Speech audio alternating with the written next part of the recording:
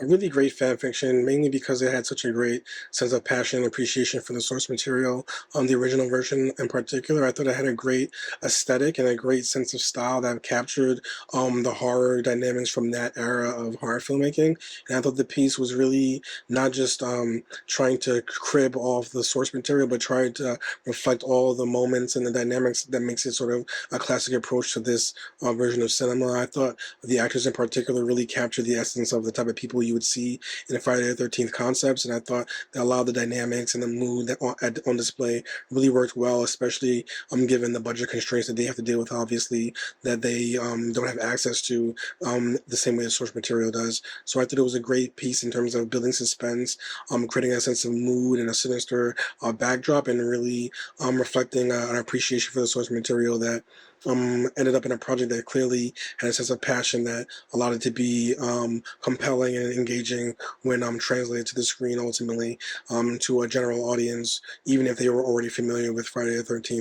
I thought this was a good storyline. I liked the writers' characters that were created to draw out the story, and there was a good flashback with the vintage uh, quality of film. That was well done. A bit of humor in there, and the ghost of the mother at Jason's side. I thought that was clever. I really jumped when April came around the corner in the house and surprised Sean and Derek. The actor that plays Jason has that right physical movement. I thought he really had it down. And good twist at the end. We're expecting that. So they made a really good tribute to the original series. Well done. The casting was perfect. The characters were really grounded. I loved the Courtney character.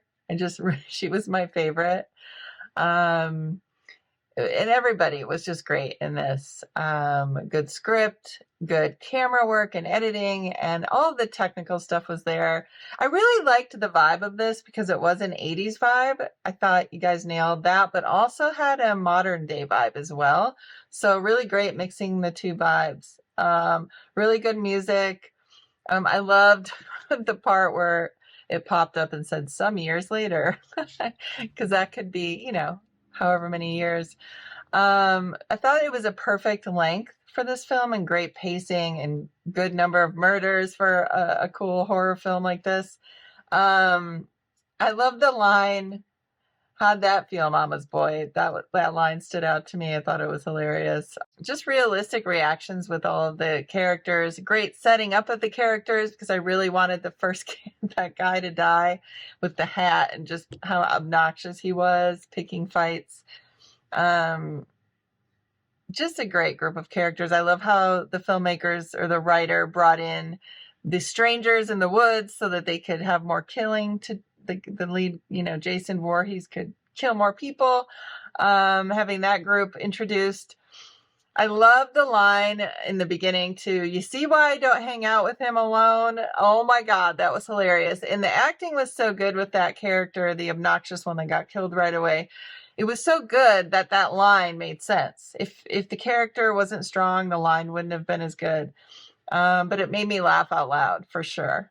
Clearly loves and understands the Friday the 13th franchise, but I also think it wants to try and push the franchise forward into some new territory. One of the most interesting examples of this is the way in which Jason's son sort of appears to Jason, kind of eggs him on to kill people, which I thought added new dimension and nuance to the relationship between the franchise's two most famous antagonists, but also ends up kind of giving Jason a bit of depth. Kind of understand a bit more.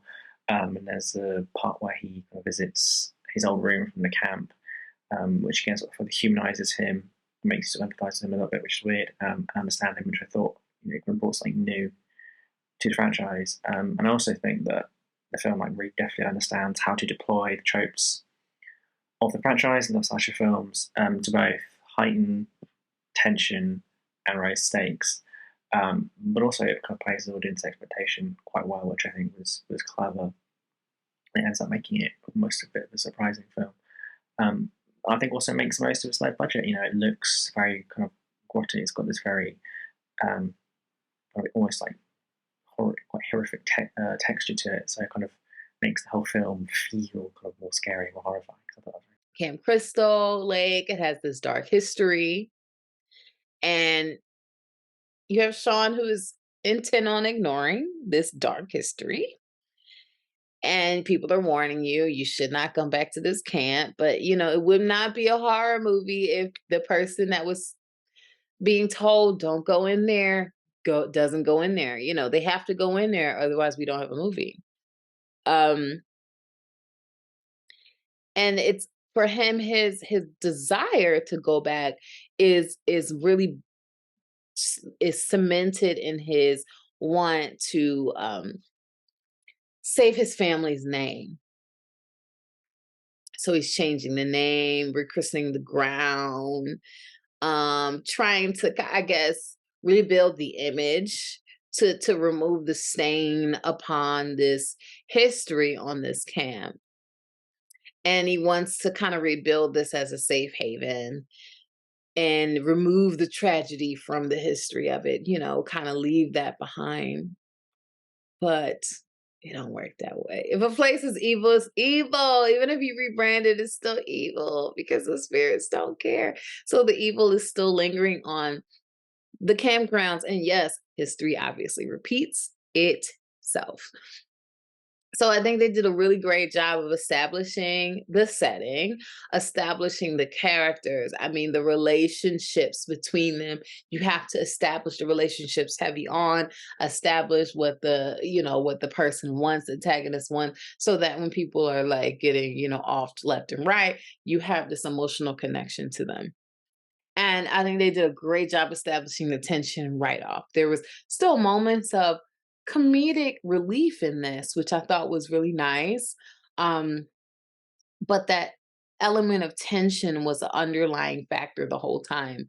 I think this was brilliantly made. It really reminded me of the first 4 chapter of the series, mainly maybe the episode 2 from 1982, if I recall correctly, or 1981.